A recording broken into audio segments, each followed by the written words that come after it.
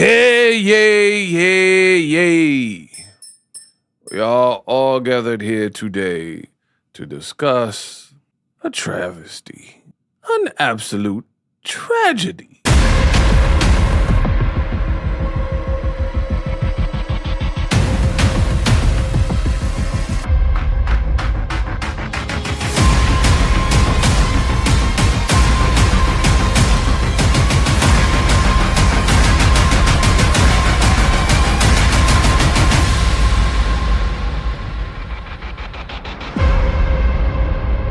Ryan Garcia is about to make a grave mistake.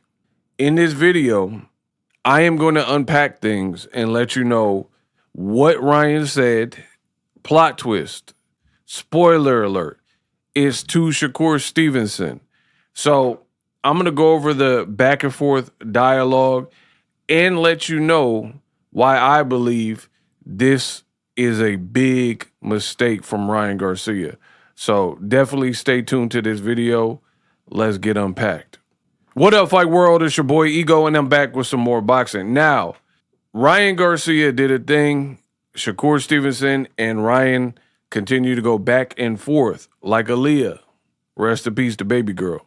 The two had an exchange, and Ryan is already kind of putting his foot in his mouth. And I can preview it all day, but I want to work. I want to jump into it.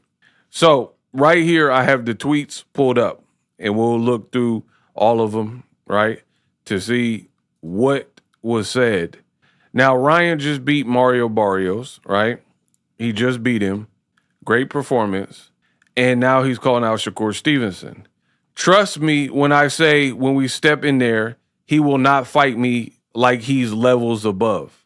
So Ryan has been very consistent with his Shakur Stevenson call out. And this was in response to Shakur doing a stream where he said that Ryan is not on his level and he beat him in the amateurs. Shakur Stevenson says, now I got to find the way he want to fight. Now I got to fight. Oh, okay. Now I got to fight the way he want me to fight.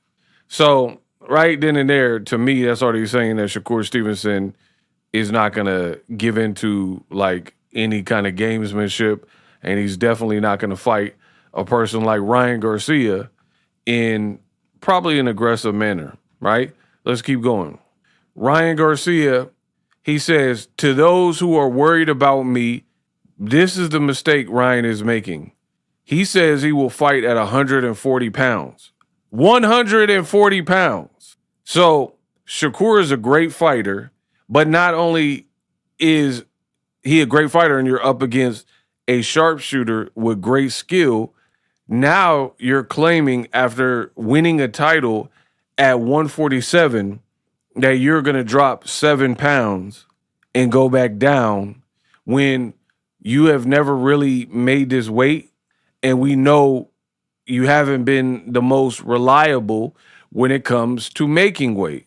So right there off rip, I think this is a mistake. Ryan said, to those who are worried about me at the 140-pound weight, I will tell you this. It was my plan to be able to also win at 140 pounds. Really says nothing. As long as there's no rehydration clause, right? So he's saying he'll make the weight, and then as long as there's no rehydration. Shakur said, that's my opinion. You can't sue nobody for their opinion. You a boxer, champ. What's up with the suing tactics anyway? 140 pounds. Let's do it, chump. Now, the part, also Ryan Garcia that got cut off is Ryan was responding to Shakur saying he was basically on juice and using drugs still, right? He was on PEDs. So Shakur was like, hey, that's my opinion. How you going to sue me? Because Ryan kind of flexed that he could, if it's defamation. And if Shakur keeps going down that road or whatever, you know what I mean, it could turn into a legal battle. That's pretty much what was being stated by Ryan Garcia. So he didn't like the fact that Shakur alluded to him being a drug cheat. He wasn't feeling that. Now, Ryan Garcia, again, he responded, forget the catch weight ish. Let's do it for real. I want to take your belt and snatch it right off you. So that's where Ryan made this statement that he will initially move to 140, to which Shakur was like, all right, let's do it. Shakur Stevenson, he liked the idea. He said, let's do it. 140 pounds, me versus Ryan next. Shh.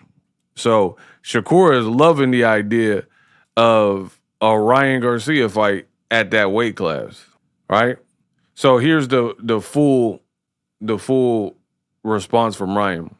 As long as there's no rehydration clause, things will be going forward. Testing always included. I've never shied away from that. For Shakur to assume I'm on steroids, that is defamation. So I would advise you to refrain yourself. I know you are deep down scared and you should have fear. I'm coming for you. Pause. Fear the Lord.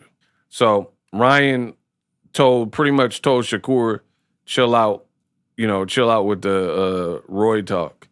But Shakur also posted, and he said that he wants the same testing that Bill Haney recommended, right? I want whatever testing Bill Haney wanted. So Shakur, he's like, I want the same, whatever Bill Haney was saying about Ryan testing. Shakur was like, I need that too. I need whatever testing that Bill was on, I'm on.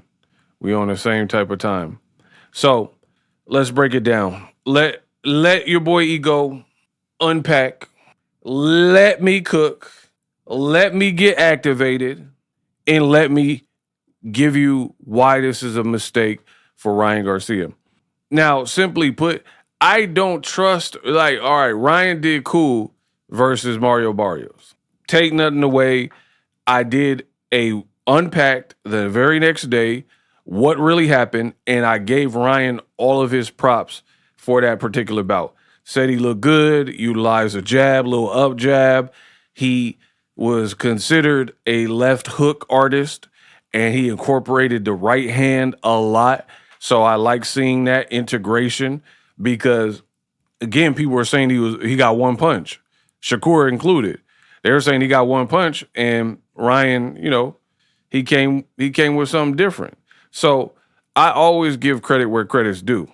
But there's a fine line between Mario Barrios win and beating Shakur Stevenson, particularly when if you were to fight Shakur, you would probably be fighting him at a weight that's more, overall is more beneficial to him than it would be for you.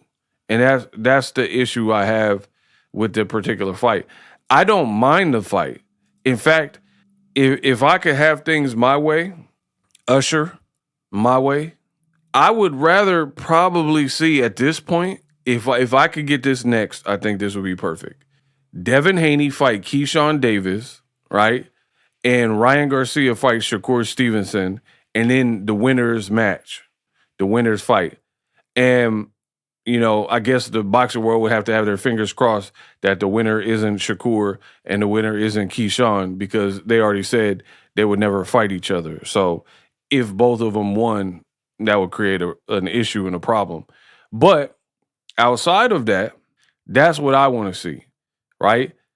My feeling with Ryan and Devin, I've already told you, Turkey and Ring made a bad mistake by not striking while the iron's hot. Ryan was out for 1 year. Devin Haney took a year off, right? For different reasons. Ryan was actually suspended, whereas Devin just needed some time to regroup, right? So they both were on the same exact schedule. Their last fight was each other, 420, right?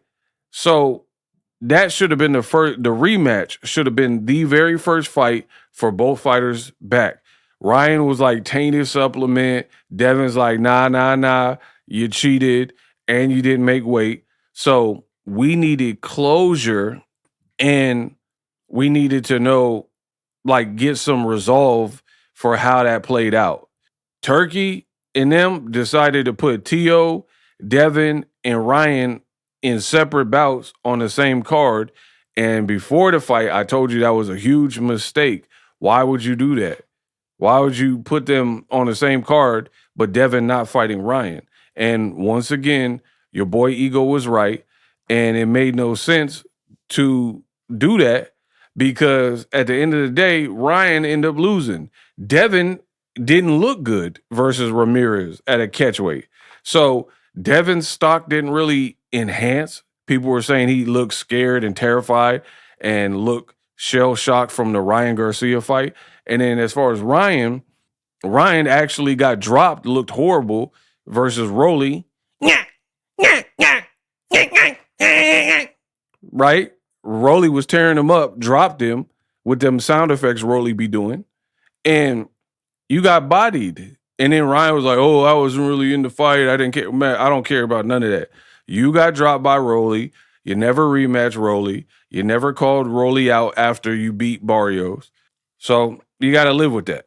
So for me, I'm not anti Ryan fighting Devin in a rematch. I think at some point they got to lock in and lock horns and fight each other.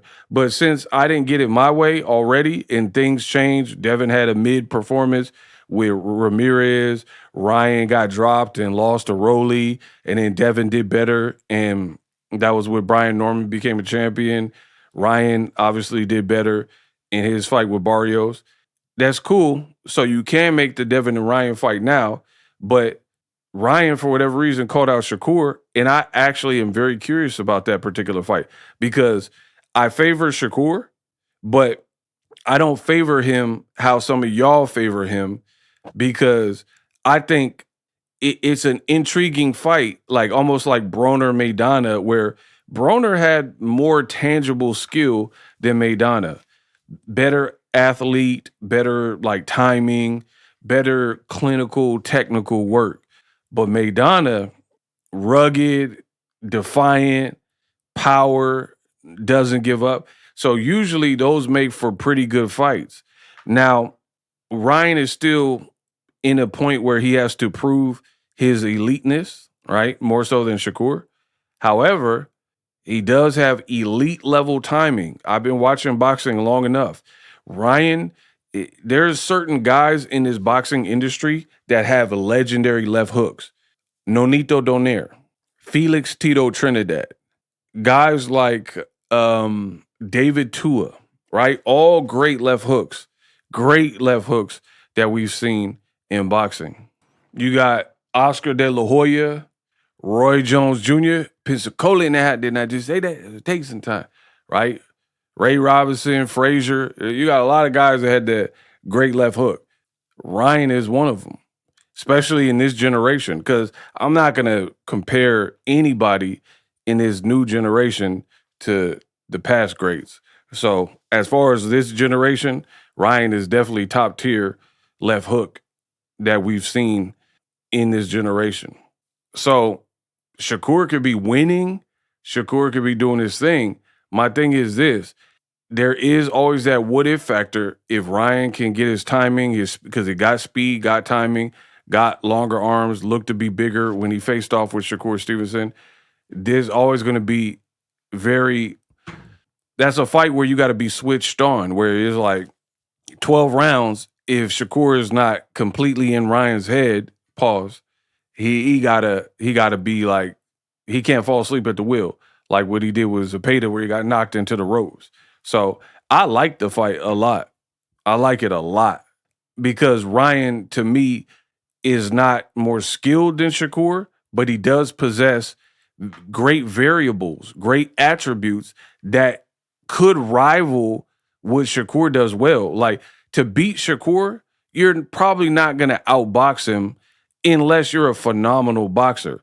And although Ryan did good with Barrios, his level of boxing was not on par with Shakur. So if he went in there, that's like what Canelo did with Floyd Mayweather. He went in there trying to outthink Floyd. That was stupid. Canelo should have used his size, his youth, his durability, and try to make it a rugged fight. That's why you seen guys like Canelo, who was way bigger than Floyd, outweighed Floyd 15, 20 pounds when he rehydrated. He did worse than Maidana because Maidana approached it with the right mentality. Maidana didn't fight like he was afraid of Floyd. He wasn't starstruck. He was willing to knee Floyd, bite Floyd, hit him in the back of the head, hit him hard, you know. So that's what gave Maidana some success with Floyd. So I really like the matchup with Ryan because Ryan, if he go and try to outbox Shakur, he'll get cooked. But if he fight more to the tune of use some of what you did with Barrios mixed in with a lot of what you did with Devin Haney, where you're just letting that, you know what I mean, letting the left hook off and gunslinging and like getting loose and be like water. You know, you put water into a cup, it becomes the cup. If you let it flow, then it makes it a lot more competitive fight. I really believe that. Because if Ryan does not respect Shakur's power at all, and he might not at 140, he's been in there with Tank, Oscar Duarte, these guys, Rolly, these guys, all three of those guys hit way harder than Shakur. So I like the fight. Now, that being said, if Ryan insists on this fight at 140, I hate the fight. Ain't that crazy? Ain't that something? I just told you I love the fight and spent all this time talking about how I love this matchup you see on the screen. But if Ryan is like on some like hero-ish, talking about I'll fight Shakur at 140 and then his team or Golden Boy or whatever actually allow him to do it, I don't like the fight at all. I think it's terrible because simply put, I have very little to no faith that Ryan can comport himself and make that weight and be good. I was already making videos for the Barrios fight, which took place at welterweight, making videos talking about how Ryan was starting to look drained.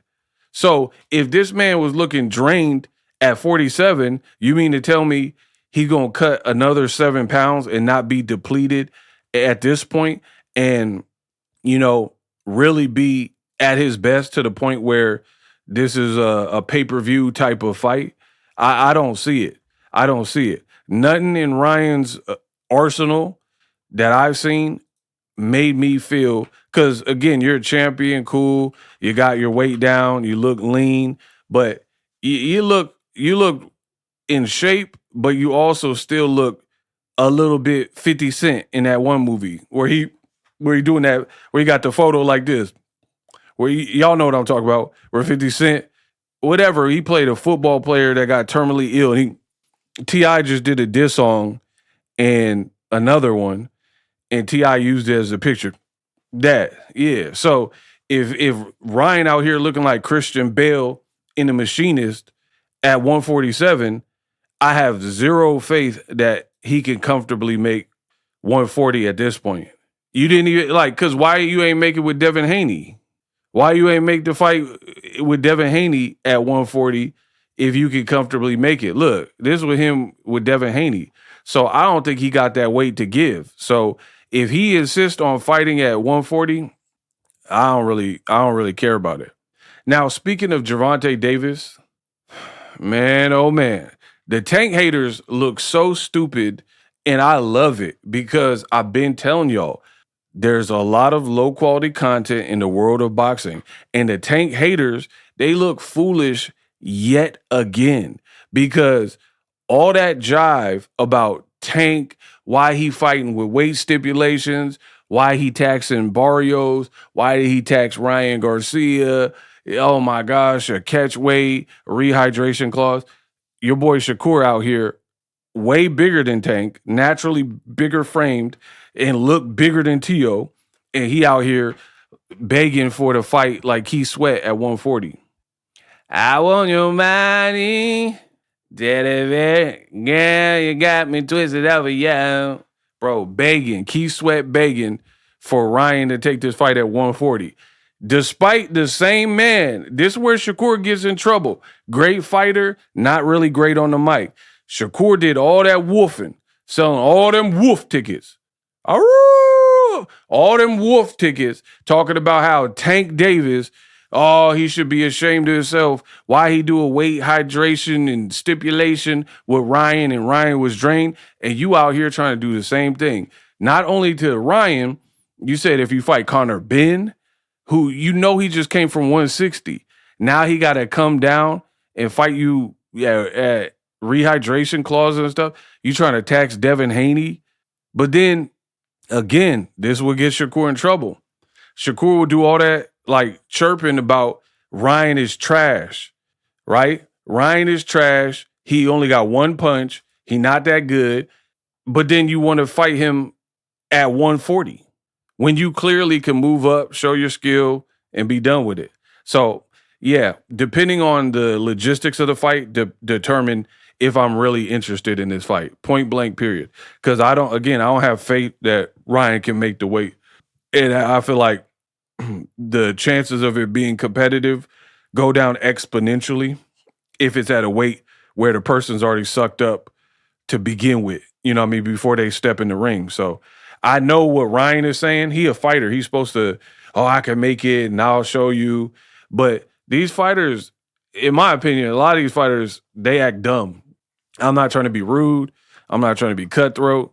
It's a point blank period. Because all that, like, machismo and, like, rah, rah, rah, a lot of people let that pride and that fighting spirit get them into, from a business perspective, making poor choices. Like Errol Spence, when Terrence Crawford was out here tripping and wanted all this stuff in negotiation, he should have just walked and fought Keith Thurman. You know what I mean? Because you didn't do it. You gave all this in. You gave, like, when you were the A side, you went and collected all them belts. Crawford had one belt from a Jeff Horn. And then now he beat you in that fashion, and it blew him up, and then Errol been on the sideline ever since. So in hindsight, it was a bad decision to give up all that leverage when you had the leverage, because you did it, and then he took the leverage by beating you, and it put him on the map. You know what I mean? Like, more so than he already was, right? That's where people are like, man, like, to this day, some people say the Errol fight might be his best fight ever. You know what I mean? So these fighters got to move smarter. Again, I get it. You think you could beat Shakur even at a weight deficit, but I'm not trying to hear it. Ryan Garcia was out here eating tacos before the Tank fight, and he was like, "Oh, I feel good." Henry Garcia, all them, they was like, "Yeah, my son can make the weight. He's not one of them big fighters that be ballooning up." Guess what? As soon as Tank slept him, knocked him down, made him quit, Ryan and his whole team, they switched up, and they're like, "Oh, my son was drained, and Ryan, he didn't feel good at the weight. He was so drained, and it made him weak." Ryan doing podcasts talking about how weak he was the day of the fight, and he knew he was going to lose. Bro, that's what I'm saying. If you notice a pattern with me, I'm not with excuses, because as a man and a content creator, either I get it right or get it wrong, and I can't make no excuses to it. Tank cooked you. It is what it is. You said you could make the weight. You made the weight. You got paid a lot of money, and you got cooked, right? I don't believe in all these excuses, like after the fact, talking about, oh, I didn't feel good. I had the bubble guts. My tummy was hurting before the fight, the weight cut. No, pull out like Richards and Hitchens did. You know what I mean? So, yeah, I'm really not for this fight at 140. I think it's foolish for Ryan to fight Shakur at 140, and it takes all of the intrigue away from me. Let me know what you guys think. Do you agree with Boxingego? If you disagree some kind of way, let me know why in the comment section. I think it has the makings of a good fight, but if you strip away, it's like the Black Panther. The power of the Black Panther has been removed, right? If you strip away what even has the potential to make Ryan, he's not a better boxer than Shakur.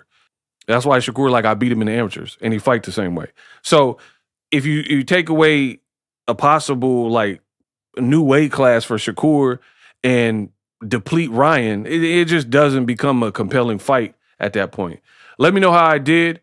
For more boxing news, subscribe, use my affiliate links, blow up the channel. I'm going to continue to grow the channel and numerous ways, so keep it locked. We unpack. Live streaming can be tough, which is why I use StreamYard. Click the link in the description for StreamYard, which is an awesome tool that enables you to set up your stream with ease of use. Get great results with live streaming. It's what I use. Stream to social media with ease with StreamYard. Live streaming is here to stay. Engage with your audience using StreamYard. Great way to reach out to your audience and connect. So you need a tool that can do that.